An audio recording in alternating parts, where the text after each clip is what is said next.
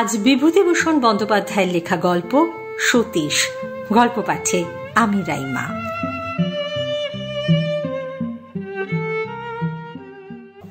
আজ বছর চারেক আগে সতীশ আমাদের স্কুলে ছাত্র ছিল।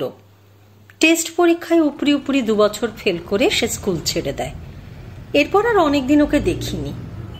একদিন আমার স্ট্রিট দিয়ে যাচ্ছি, কে একজন এসে পায়ের ধুলো নিয়ে নমস্কার করে বলল, ভালো আছেন স্যার? মুখ তুলতেই দেখলুম সতীশ।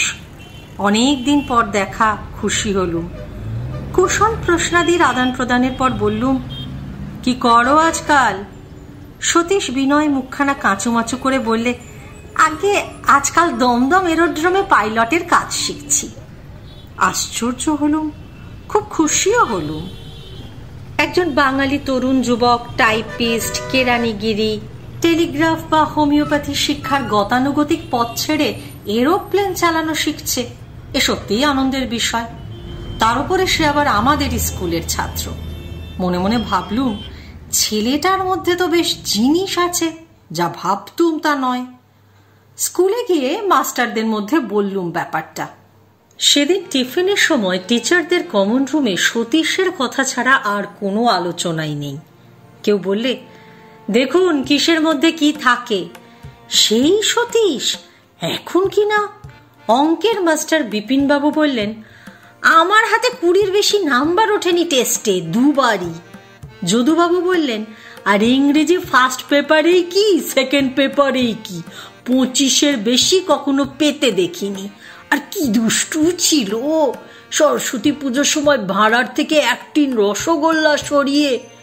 ইতিহাসের ছোকরা টিচার অরুণবাবু বললেন, তাই হয় মশাই, হিস্ট্রিতে যারা যারা বড় হয়েছে, নেপোলিয়ন বলুন, আলেকজান্ডার বলুন, লর্ড ক্লাইভ বলুন, ও গিয়ে বলুন, সব গিয়ে দেখুন বিবেচনা করে। সেকেন্ড পণ্ডিত বৃদ্ধ অগরবাবু বললেন, মাইনে কত হবে পাশ করতে পারলে? অরুণবাবু বাইরের খবর টিচারদের মধ্যে সকলের চেয়ে বেশি রাখতেন। তিনি বললেন, তা সেকেন্ড ক্লাস পাইলটের সার্টিফিকেট পেলেও ধরুন গিয়ে 150 টাকা থেকে শুরু।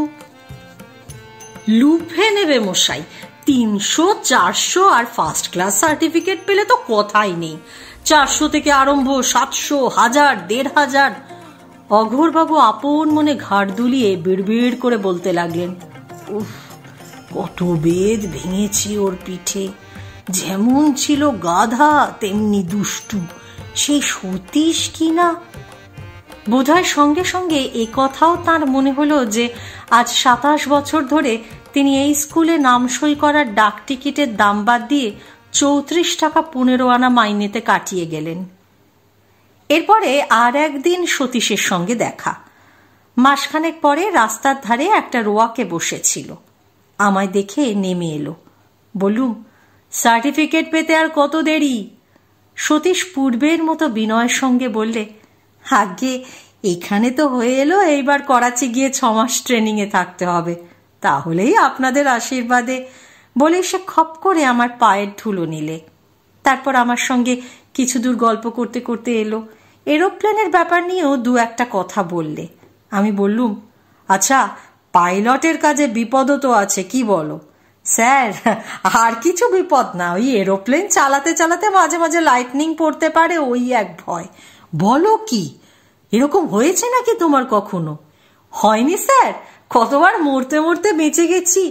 আচ্ছা, একটা ঘটনা বলো দেখি, বড় ভালো লাগছে তোমার কথা। এই আর একদিন বলবো স্যার, মামা বসে আছেন দাড়ি কামাবেন বলে, আমায় নাপিত ডাকতে পাঠিয়েছেন, বেলা হয়ে যাচ্ছে। মধ্যে মাস কয়েক আর ওর সঙ্গে দেখা হয়নি।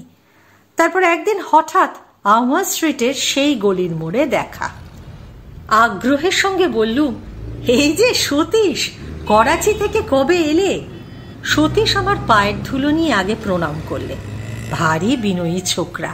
তারপর বললে, ছুটিতে আছি স্যার, এরোড্রোমের কাজ ছেড়ে দিলুম করাচি গিয়ে। দেখলুম ও আমাদের পোষায় না। সঙ্গে সঙ্গে বম্বেতে একটা ভালো চাকরিও পেয়ে গেলাম কিনা। এই রেলে এই তো মঙ্গলবারে এসেছি ছুটি নিয়ে, আবার সামনের হপ্তাতেই যাব। বললুম, তা বেশ, কত টাকা মাইনে হলো? আগে 80 টাকা। ও, তোমার ভালোই হয়েছে। আর স্যার, উন্নতিও আছে খুব। 80 থেকে শিগগিরই 100 হবে, 200 পর্যন্ত গ্রেড। তবে বড় খাটুনি। সকালে উঠে যাই, ফিরি বেলা 12টা, ওদিকে 3টে থেকে রাত 8টা। তবে উপরি আছে। কিসের কাজ? আগে গুডসের, যত ফরেন পার্সেল। তারপর সে পার্সেলের কাজের নানা খুঁটিনাটি বর্ণনা করে গেল। ওদের বড় সাহেব খুব ভালোবাসে ওকে। বড় সাহেব একদিন ওকে ডেকে বাড়ির কথা জিজ্ঞেস করেছিল। বাঙালির খুব খাতির সেখানে, বাঙালি বেশি নেই কি না। এরপরে মাসখানেক ধরে সতীশের সঙ্গে প্রায়ই দেখা হয়। দেখা হলেই তাকে বোম্বাইয়ের কথা জিজ্ঞেস করি। সেখানে কেমন থাকার সুবিধে ইত্যাদি সম্বন্ধে অনেক কথাই হয়। তারপর পড়ল পুজোর ছুটি। ছুটির পরে এসে মাস 2 পরে আবার সতীশের সঙ্গে দেখা। বললুম, কি হে, আবার ছুটি নিলে নাকি? আগে হ্যাঁ স্যার, কাল সবে এসেছি। মার অসুখ কি না, আবার যাব একটু ভালো দেখলেই। মাসখানেক রোজই সতীশকে দেখি। ওর মায়ের অসুখ নাকি এখনো সারেনি। আবার কিছুকাল দেখলুম না। তাহলে ও বোম্বাই চলে গেছে।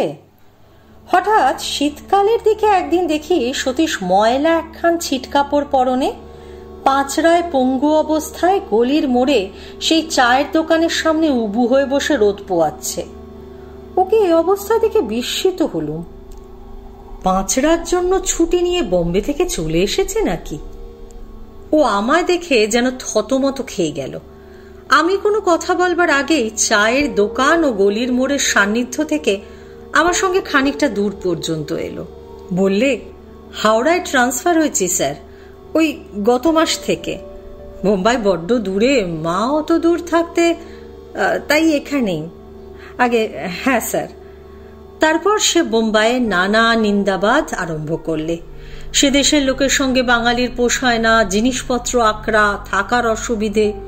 বললুম, থাকতে কোথায়? আগে রেলওয়ে কোয়ার্টারে।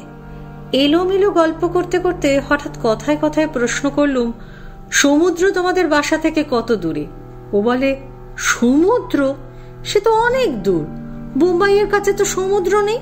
ওখান থেকে 15-20 মাইল রাস্তা, মোটর বাস করে যেতে হয়। আমি অবাক হয়ে ওর মুখের দিকে চাইলুম। বলে কি, বোম্বাই শহর থেকে সমুদ্র 20 মাইল মোটর বাসে যেতে হয়? ভাবলুম, হতেও পারে ও কাজে ব্যস্ত থাকতো, কখনো সমুদ্রে যাওয়ার সুবিধে হয়নি হয়তো, কিন্তু কারো কাছে শুনেও নি কি। বললুম, তুমি কি সমুদ্রে যাওনি? কেন যাব না স্যার, ছুটির দিন হলেই রেল কোম্পানির মোটর বাসে কতবার সমুদ্রের ধারে বেড়াতে গেছি। 2 ঘন্টা লাগে শহর থেকে মোটরে। আমি কোনো দিক থেকেই কোনো হদিশ না পেয়ে চুপ করে রইলুম। আমার মনে অনেক রকম সন্দেহ দেখা দিলে। পাঁচড়া অবস্থাতেই দিন কতক দেখলুম ওকে। তারপর পাঁচড়া সেরে টেরে গেলে সুস্থ অবস্থাতেও বেলা 10:30টার পর ফুটপাতে রোদ পোয়াতে দেখলুম কয়েকদিন। একদিন আমায় বললে, স্যার, মার বড় অসুখ কিনা, তাই আপিসে যাইনি। সেদিন আমাদের ডিপার্টমেন্টের বড় সাহেব মাকে দেখতে এসেছিলেন যে। আমায় বললেন, মুকুজ্জে, তুমি মায়ের অসুখ না সারা পর্যন্ত ছুটি নাও। কোনো ভয় নেই, আমি ছুটি দিচ্ছি। বড় ভালোবাসেন আমাকে। মাঘ মাসের প্রথম থেকেই ওকে আর দেখলুম না, প্রায় দিন 20। একদিন সেই চায়ের দোকানে জিজ্ঞেস করলুম, সতীশ কি আবার বোম্বাই চলে গেল নাকি? ওরা বললে, কোন সতীশ? এ গলির মধ্যে থাকে, রোগা পানা ফর্সা মতো? সে বোম্বাই যাবে কেন বুঝতে পারলাম না তো। বললুম, না, সে বোম্বাইয়ে চাকরি করতো কিনা, হাওড়ায় আসে বদলি হয়ে, তাই বলছি। চায়ের দোকানি অবাক হয়ে বলল, সতীশ বোম্বাইয়ে চাকরি করতো? করতো না, হাওড়ায় আসার আগে। হাওড়ায় বা সে কি করতো? কবে মশাই? কি সব বলছেন আপনি? আপনার কাছে টাকা করি নেয়নি তো? সতীশ তো এখানে মামার বাড়ি থাকতো, লেখাপড়া ছেড়ে দিয়ে বাড়ি বসে খেত। চাকরি বাকরি করতো না বলে ওর মামা 3 বাবু প্রায়ই ওকে বকতেন। অতি কুড়ে আর বাজে বকুনি জাহাজ। এই চায়ের দোকানে দিন রাত বসে থাকবে আর বকবক করবে। আমি বলতাম, সতীশ বাবু, আমার খদ্দের আসবে, তুমি অত বক্কনি, এখন বাড়ি যাও। সে আবার বোম্বাইয়ে চাকরি করবে? আচ্ছা, সে করাচি গিয়েছিল না এরোপ্লেনের কাজ শিখতে? তার মাথা কোথাও নড়েনি মশাই। এই 3 বছরের মধ্যে কোথাও যেতে দেখিনি। তবে দিন কতক আমার দোকানে চা তৈরির কাজ করত, মাসে জলপানি 5 টাকা করে দিতাম। এখন সে কোথায়? মামা ঝগড়াঝাটি করে সেদিন বাড়ি থেকে ওকে তাড়িয়ে দিয়েছে। মা তো নেই, অমন ভাগ্নেকে জায়গা দিয়েছিল মামারা এই ঢের। আজ 8-10 বছর ওর মা মারা গেছে। এই 8-10 বছর মামারা বসিয়ে খাওয়াচ্ছিল তো। এখন বড় হয়েছে, আর বসে খেলে তারা শোনে কি? আপনি বলুন না মশাই। আমি আর সেখানে দাঁড়ালুম না।